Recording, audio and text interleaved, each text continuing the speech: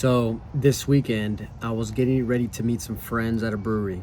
It was sunny. It was a beautiful day here in Austin, just like right now.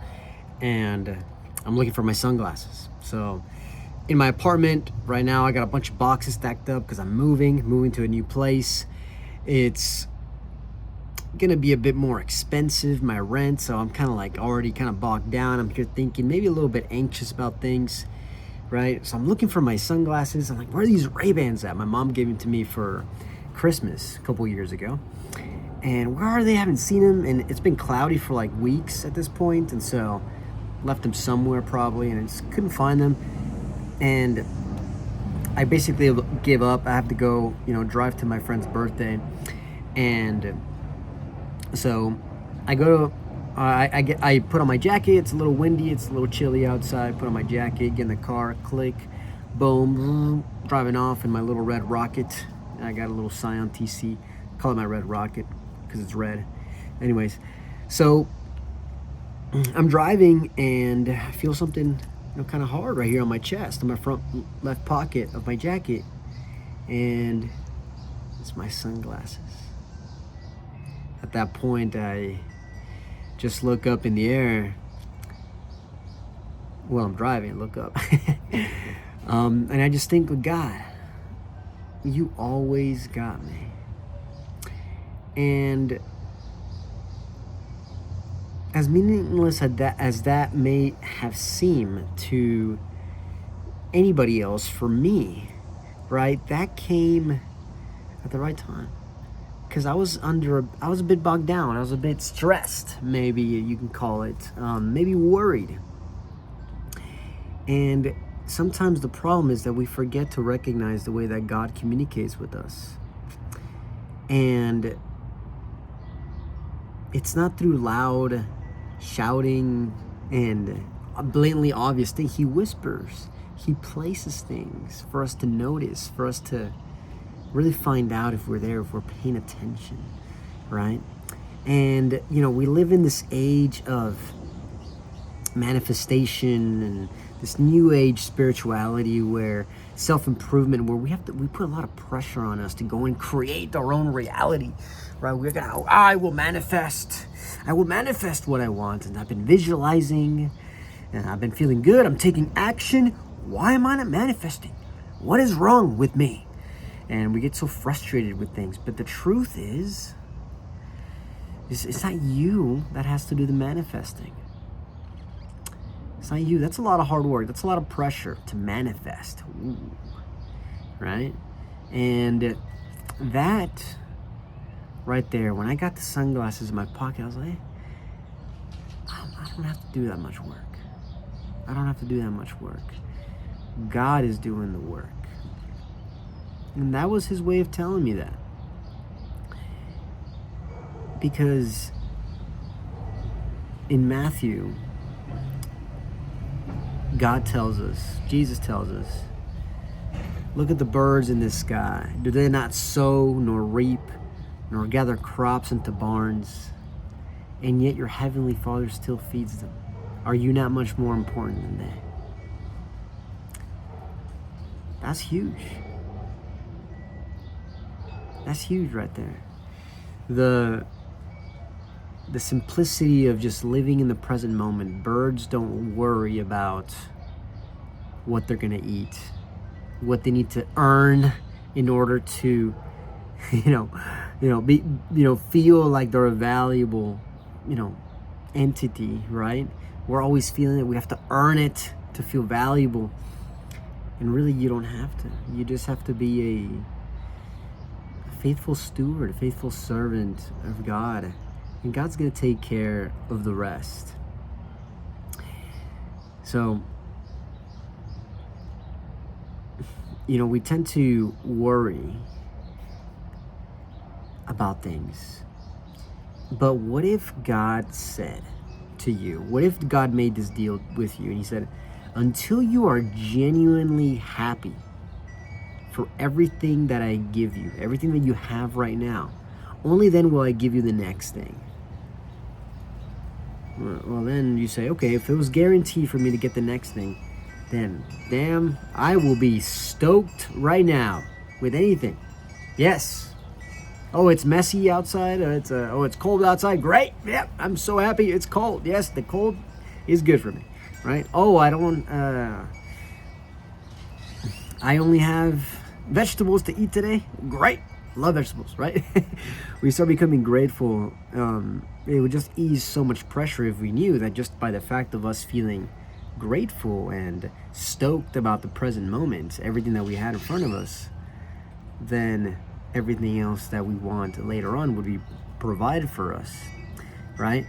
And so this kind of tells us that,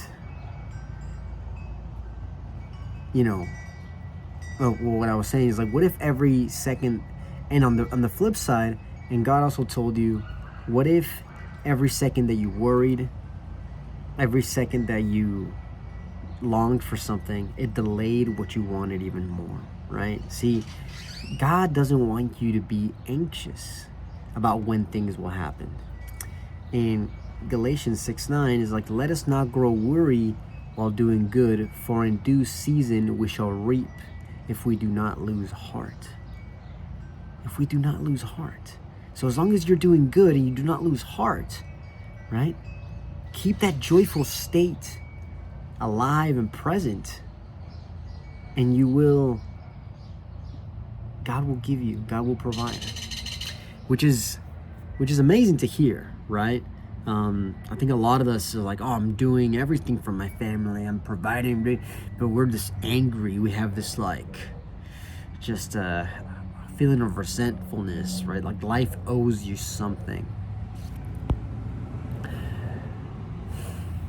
Yeah, and I still have a lot of work to do in this, right? But my trust in God has reached a point where I am finding more and more enjoyment out of the daily mundane things in life.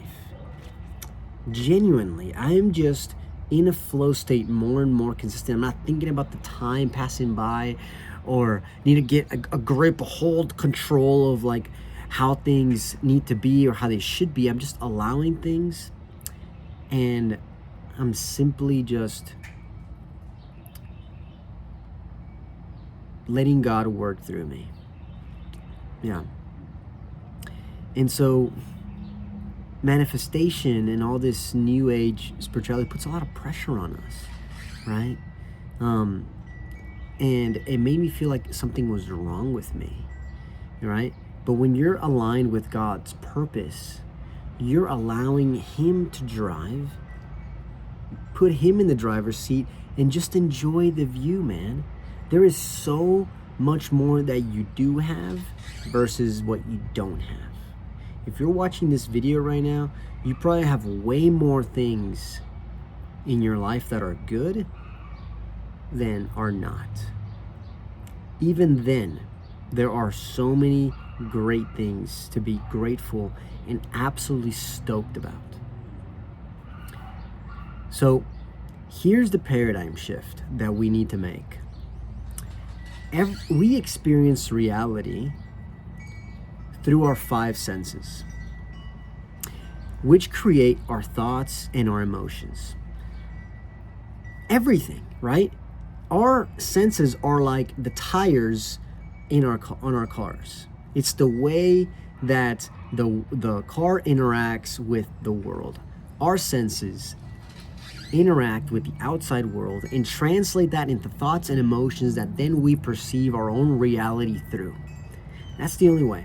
So in reality, everything that we experience in the external world is processed within, and then we feel it as an emotion.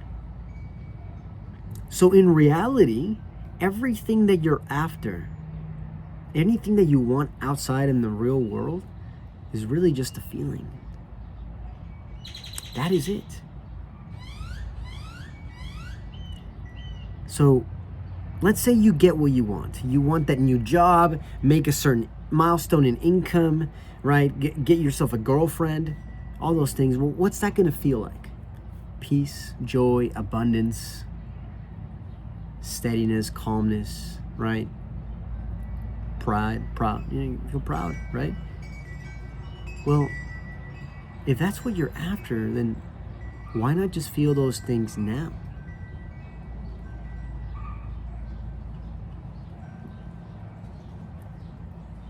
That, for me, when I first understood that and had to repeat myself that over and over again, it finally started making sense. See, like, isn't that what God ultimately wants for you?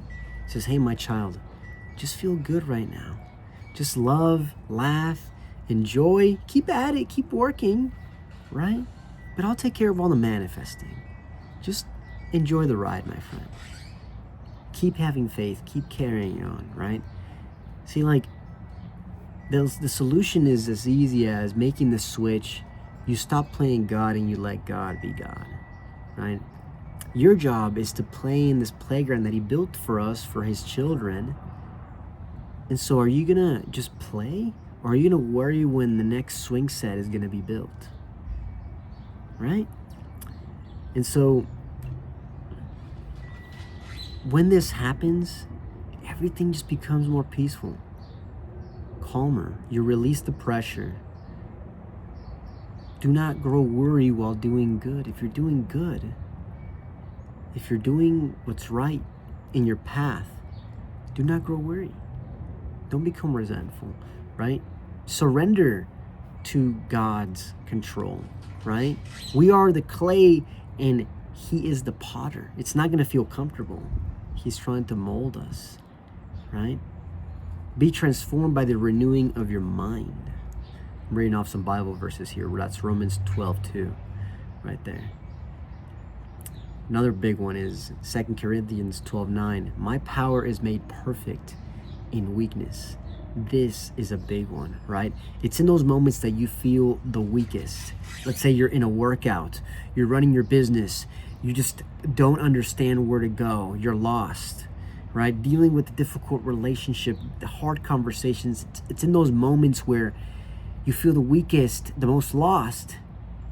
Those are the moments where you're actually becoming the strongest, paradoxically. So it's really the work that God gives us that's doing the work on us more than we do the work on it, which is crazy. That's also a Hormozy quote right there, if you listen to Hormozy. But God is working on you. Let him do it. Don't resist. It's a wild thing.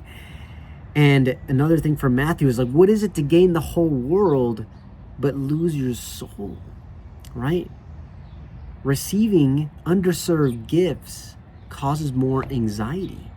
It's like someone who works through discipline and consistency and working out to lose the weight versus somebody that just goes and get liposuction, right? The person that took the harder path fundamentally changed as a human being. Their behaviors, their habits, their relationships, their environment, they had to make serious, painful changes in order for them to become that other person, for them to have the physical body permanently that they wanted. And anyone that goes through that journey are always, 100% of the time, are always better for it. Always. I can't think of one person. But whenever you go, for example, the liposuction way, not calling anybody out, if you need to go get it. But why is it that so many of those people fall back? Because they didn't actually make lasting change at the identity level. And so really, what does God actually want for you? God wants you to become. Just become joyful, become free of the shackles of life. Just be that now. You can. It's your choice. You're just not allowing yourself to. Because when God knows you're ready to receive everything that you've been waiting to happen, right? The beautiful paradox is that when you're actually ready, you would have already been fulfilled, whether the physical reality happens or not, because you trust in timing, God's timing, and you've actually already achieved what you wanted, which is that blissful state that you can already cultivate within you right now.